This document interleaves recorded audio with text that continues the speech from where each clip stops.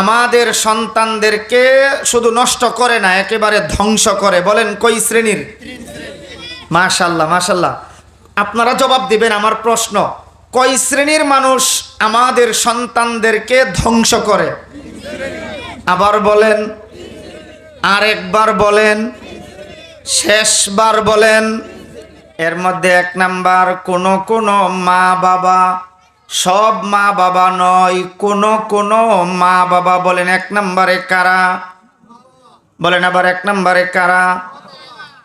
2 number একটু খেয়াল করে মুখস্থ করব। 1 নাম্বারটা মুখস্থ হয়েছে তো? বলেন কারা? ব্যাখ্যা দিলে আরো সহজে বুঝবেন।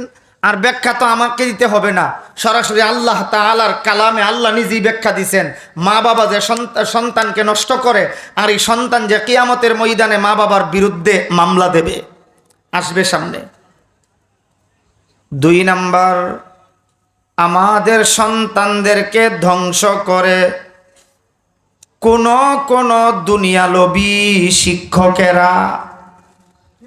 এক কথায় প্রথম মা বাবা, 2 নাম্বার দুনিয়ালোভী শিক্ষক। বলেন 2 নাম্বার। হ্যাঁ, সব শিক্ষক না, হ্যাঁ দুনিয়ালোভী শিক্ষক। বলেন সন্তানকে ধ্বংস করে 2 নম্বরে কারা? সবাই দুনিয়ালোভী শিক্ষক। বলেন 2 নম্বরে কারা? দুনিয়ালোভী। 3 নম্বরে, আমার আপনার সন্তানকে ধ্বংস করে কোন দলের নেতা। আরো আসতে, আরো আসতে কোন, সবাই একসাথে কোন, ঠিক কিনা? এই জন্য আগে সূচিপত্রটা মুখস্থ করব আমরা। থানবী রাহমাতুল্লাহি আলাইহি বলেন, আমাদের সন্তানদেরকে ধ্বংস করে 3 শ্রেণীর মানুষেরা। 1 নাম্বার মা বাবা, 2 নাম্বার দুনিয়ালোভী শিক্ষক, 3 নাম্বার দলের কোন নেতাই। কথা কোন, ঠিক কিনা? সামনে আসবে হাসরের ময়দানে যত মামলা হবে, এর মধ্যে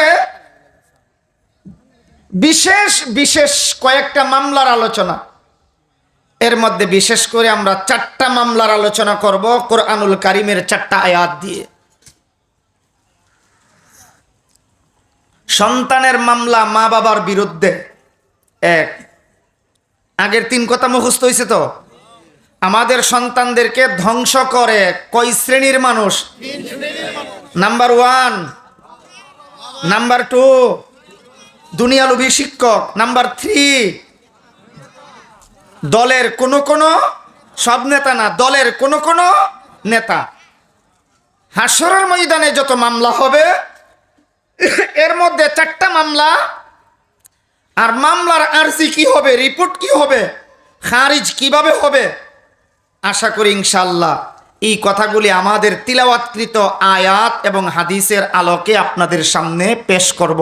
তাইলে আমাদের সহজে বুঝে আসবে দারুল কুরআন মাদ্রাসার মতো মাদারিসগুলি আমাদের কতটুকুন প্রয়োজন। সন্তান মামলা দেবে মা বাবার বিরুদ্ধে। বলেন সন্তান মামলা দেবে কোন মা বাবার বিরুদ্ধে। ছাত্র মামলা দেবে উস্তাদের বিরুদ্ধে। বলেন ছাত্র মামলা দেবে উস্তাদের বিরুদ্ধে। যুবক মামলা দেবে দলের নেতার বিরুদ্ধে। কয়টা গেল? 1 নম্বরের মামলা মা বাবার বিরুদ্ধে মামলা দিবে সন্তান। 2 নম্বর উস্তাদের বিরুদ্ধে মামলা দেবে ছাত্র। 3 নম্বর, যেই দলের নেতার পেছনে সারা জীবন কাটাইছে, রেল লাইন পর্যন্ত উল্টাইছে, রাস্তার চাইল ডাইল পর্যন্ত মাইরা খাইছে, অফিস খরচের নাম দিয়া সপ্তাহে 1 দিন বা 2 দিন মদের টাকা দিত। কথা বলেন ঠিক কিনা? ওই জাতীয় দলের নেতার বিরুদ্ধে মামলা দেবে যুবকেরা। 4 নম্বরে, আমাদের তিলাওয়াতকৃত আয়াতের মধ্যে একটা মামলার আলোচনা আল্লাহ তাআলা করেছেন সূরাতুল ফুরকানের 27, 28, 29, 30 এই 4টা আয়াতের মধ্যে এক নাগাড়ে আলোচনা। এই আয়াতের মধ্যে মামলার আলোচনা করা হয়েছে। আল্লাহর নবী কোন উম্মতের বিরুদ্ধে মামলা দায়ের করবেন। নাউযুবিল্লাহ, নাউযুবিল্লাহ। তাইলে আমরা মোটামুটি সামনে পুরোটা আলোচনার একটা সূচিপত্র পাইছি। প্রথম 3 কথা, পরে তাইলে মোট কয়টা কথা হইল? হ্যাঁ, 3 আর 4 কত হইল? আমি কি পেছ লাগাইলাম? বুঝছেন তো আপনারা? বলেন, প্রথম, আমার সন্তানকে ধ্বংস করে কয় শ্রেণীর মানুষ? আর হাসরের ময়দানে যত মামলা হবে এর মধ্যে বিশেষ বিশেষ কয়টা মামলার আলোচনা আমরা সামনে আনছি? 4টা। সন্তানের মামলা, মা বাবার বিরুদ্ধে, ছাত্রের মামলা, শিক্ষকের বিরুদ্ধে, যুবকের মামলা, দলের নেতার বিরুদ্ধে, নবীজির মামলা, কোন উম্মতের বিরুদ্ধে। এই মামলাগুলি কেন হবে, কিভাবে খারিজ হবে, রিপোর্ট কি হবে, আরজি কি হবে, সরাসরি আল্লাহর কালামে কোরআনুল কারীমে আল্লাহ তাআলা আলোচনা করেছেন। এই 7টা কথা ঘিরেই আমাদের আলোচনা চলবে। আল্লাহ বলনেওয়ালা, শুননেওয়ালা, বক্তা এবং শ্রোতা সকলকে যেন আমল করার তৌফিক দান করেন। সকলে বলে আমিন। আমার আপনার সন্তানেরা এই মাদ্রাসায়, শুকরিয়া, আলহামদুলিল্লাহ, ভালো লাগে এই অবস্থা দেখলে। এখনই মানুষের জায়গা হচ্ছে না। আমাদের আলোচনার ভেতরে যেন বারবার কথা বলে, কারণ 1 মিনিট সময় যদি নষ্ট হয় একটা মাসআলা হারাইবেন। আর আপনারা তো জানেনই, যত ওয়াজই করি ওয়াজের ভিতরে কোনো না কোনো জরুরি কথা, মাসআলা, নামাজে কি কি প্রয়োজন, আমাদের আমলে কি প্রয়োজন, এই জাতীয় জরুরি মাসআলা আসবে। 5 বার যদি বলা লাগে সামনে আসেন, সময় যাবে অন্তত কত মিনিট? এই যে এখন 2 মিনিট চলে যেতেছে না, এইভাবে লস আমার না, আমারও হবে, আপনাদের লস বেশি হবে। এই জন্যে নিজে যেই, আমার দিকে তাকান, নিজে যেই ডালে বসা, খেয়াল করে রাখুন, নিজে যেই, বুঝে না, আপনি এই ডালে বসা ধইরা নেন, এদিক দিয়ে কাটবেন নি, বুঝেন নাই? একটা গাছের ডালে ধরেন, এটা গাছ আর এটা ডাল, আপনি এখানে বসা আছেন, এদিক দিয়ে কাটবেন, কেন কাটবেন না? কে পড়বে? হ্যাঁ, ওই ছোট বেটা কইলেছে আমি। কে পড়বে? কে? আমি নিজেই পড়ব। নিজে যেই ডালে বসা, এই ডাল কোনো বুকালু কেউ কাটে না। তো আমরা যদি 5 বার আমাদের সময় থেকে 1 মিনিট 1 মিনিট করে কাটি, তাইলে ডাল কাটলাম নিজের ডাল। কথা বলেন ঠিক কিনা? এই জন্য অনুরোধ করব, পেছনে যারা আছেন জায়গা পাচ্ছেন না, আমরা সামনে যারা আছি যদি এই জায়গাগুলি ফিল আপ করি, অন্তত 20-25 জন মানুষ জায়গা হবে। মুরব্বীদেরকে কষ্ট না দিয়া যুবকদেরকে বলবো, বাজান আপনারা একটু ফিল আপ, মাশাল্লাহ মাশাল্লাহ, একটু ফিল আপ করে বসেন। পেছন দিকে আমরা অন্যদেরকে খালি করে দিই, বসার ব্যবস্থা করে দিই। মাশাআল্লাহ। আল্লাহুম্মা সাল্লি আলা মুহাম্মদ। নামাজের দরুদ শরীফ পড়েন। আল্লাহুম্মা সাল্লি আলা মুহাম্মদ ওয়া আলা আলি মুহাম্মদ কামা সাল্লাইতা আলা ইব্রাহিম ওয়া আলা আলি ইব্রাহিম ইন্নাকা হামিদুম মাজিদ। আল্লাহুম্মা বারিক আলা মুহাম্মদ ওয়া আলা আলি মুহাম্মদ কামা বারাকতা আলা ইব্রাহিম ওয়া আলা আলি ইব্রাহিম ইন্নাকা হামিদুম মাজিদ। আমাদের সন্তানেরা মাদ্রাসায় পড়ে, বিশেষ করে নুরানি বিভাগের আলোচনা করেছেন মাওলানা হিফজুর রহমান সাহেব হাফিজাহুল্লাহ। আপনারা দেখবেন সকালবেলা ঘুম থেকে উঠি ছেলেরা পড়তে থাকে, কালান নবিয়্যু সাল্লাল্লাহু আলাইহি ওয়াসাল্লাম খায়রুকুম মান তাআল্লামাল কুরআনা ওয়া আল্লামাহ। তোমাদের মধ্যে সর্বোত্তম ওই ব্যক্তি যিনি কোরআন মাজিদ শিক্ষা করেন এবং শিক্ষা দেন। আল্লাহু আকবার। আল্লাহর নবী কয়, উম্মত শোনো, যত ক্ষমতা দুনিয়াতে পাও প্রত্যেকটা ক্ষমতার একটা মেয়াদ আছে। কি বলেন, মেয়াদ নাই? মাদ্রাসা বা মসজিদের কমিটি গঠন করলাম, নবায়ন করলাম, 2 বছর নয়তো 3 বছর, নাইলে সর্বোচ্চ কথা কন্যাকে 5 বছর। এরপরে আবার নতুন করে কমিটি গঠন করা হয়। পৃথিবীর সব জিনিসেরই ক্ষমতার একটা মেয়াদ আছে। এমপি মন্ত্রীর মনে হয় কোনো মেয়াদ নাই? সবাই বলেন, মেয়াদ থাকলেই দাম থাকে।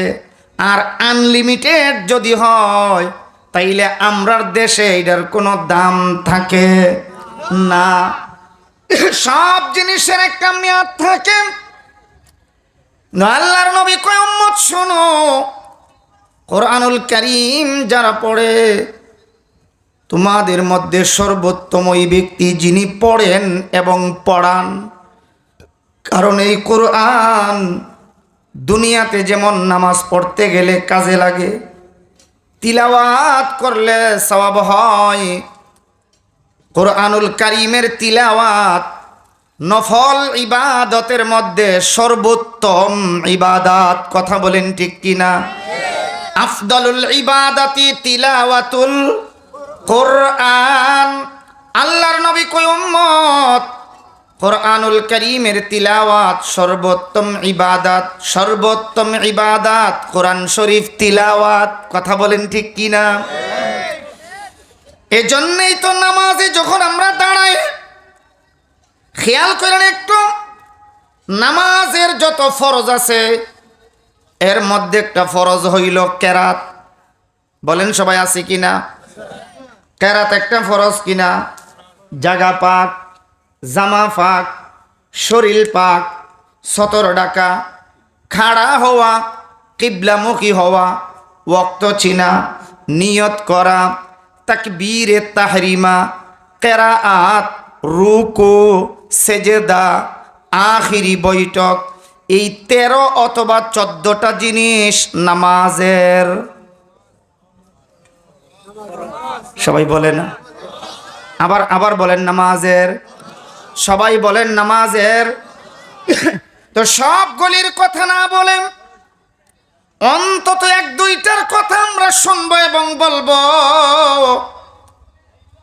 নামাজে দাঁড়াইলে আমরা সাধারণত যেই ভুলগুলি করি, আপনার সন্তান আমার সন্তান এই মাদ্রাসায় পড়ে, বড় ক্লাসে পড়ে না, মাত্র নূরানি ক্লাসে, প্লে আর নার্সারি বললে যেটা সহজে বুঝেন।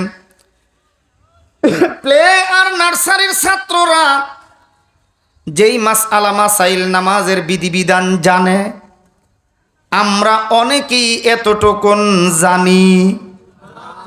বলেন সবাই জানি? একটু খেয়াল করে জবাব দিয়েন তো বাজান।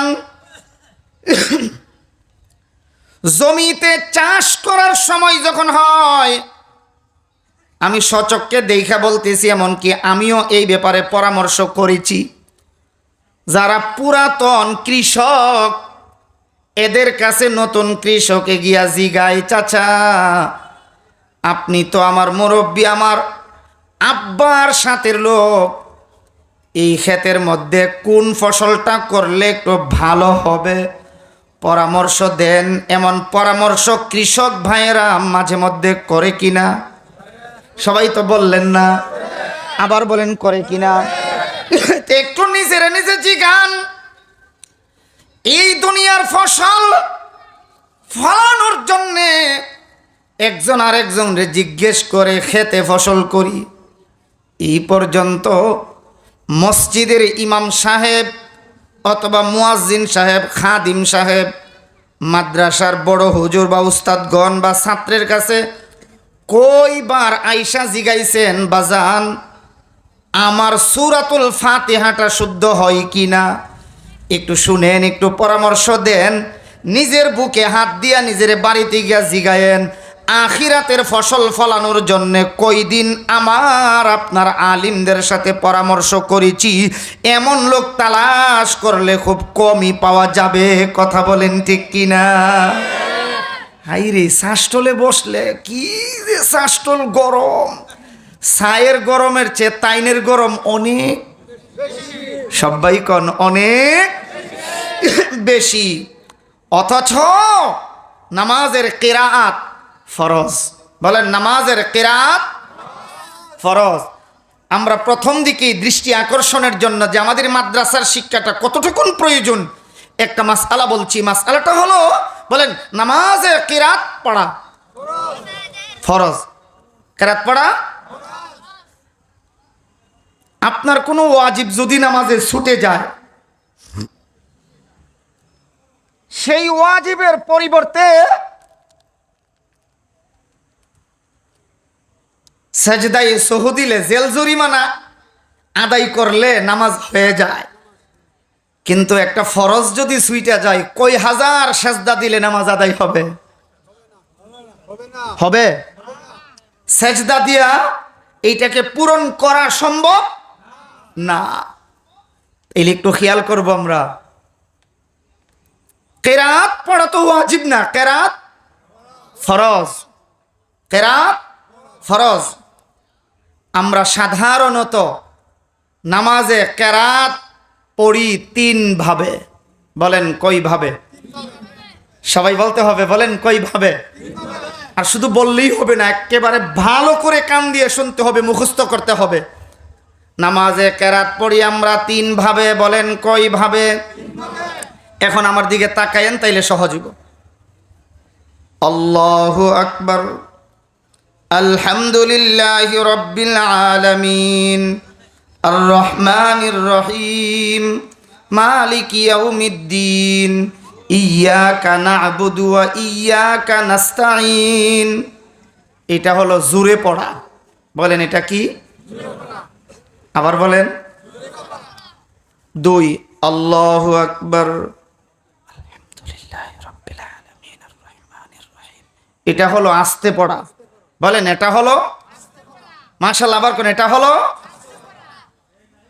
কয়টা গেল? আল্লাহু আকবার,